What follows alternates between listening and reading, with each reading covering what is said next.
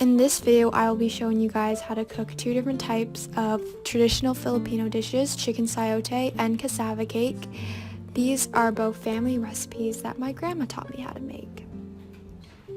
So first, tie up your hair, put an apron on, wash your hands, very important step. Gather your ingredients. We're doing chicken sayote first, so mince some garlic. You don't have to do this too perfectly, just try to get it as small as you can.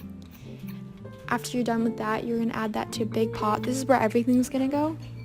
So just add that there, and you're also going to add 4 cups of chicken broth. You can use any type of broth, we just use chicken broth. And then some fish sauce, about 3 tablespoons of this. Once you're done with that, just turn the heat on, cover it for a bit, and then you're going to add your meat. We use chicken because that was what was more accessible for my family because, as I mentioned, they had chickens in the Philippines and they had chickens here. And it's just what's cheaper. It's cheaper than different types of meat. So then you're going to stir that and then cover it. And while that's cooking, you can start with vegetables. So first we have the sayote. You have to peel this. It's very hard to peel because it's really slippery and slimy. And I kept dropping it a bunch of times. And then you're going to cut these into pieces, just kind of as big as you want. This is how my mom does it, usually this size, so that's what I did. And then you can put it on a plate, set it aside. You don't need to add it yet, because if you add it now, it's just going to be mushy by the time everything's done cooking, so you're just going to put that aside. And then the carrot.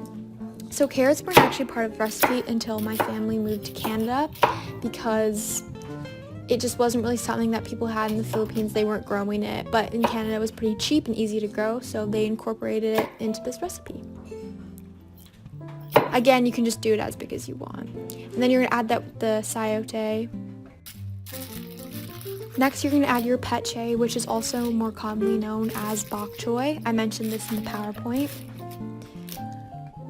You're just going to take apart the pieces of it. You can just kind of add as much as you want, usually around like a cup, but it doesn't have to be exact.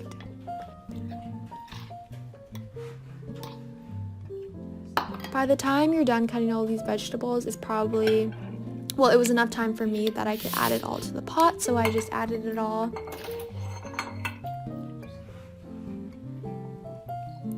And then I just stirred it a bit to make sure it was all incorporated.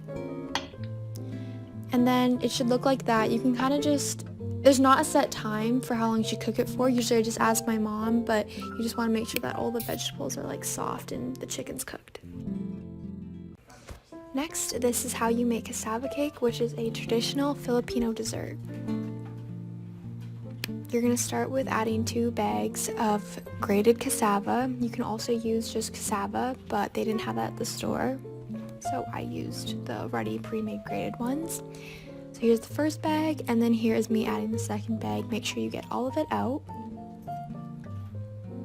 Next, you're going to grab 2 eggs, and you're going to crack them in a bowl, and then you're going to beat them before adding them into the mixture of the cassava.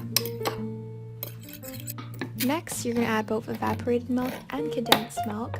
And it was the US who introduced canned goods to the Philippines, so it shows their influence on the Philippines when they colonized it. So again, add that to your mixture. Then coconut milk, you're going to add about a cup of that. And then after, you're going to stir it. And I know it doesn't look the most appealing, but this is the traditional recipe for how you make it.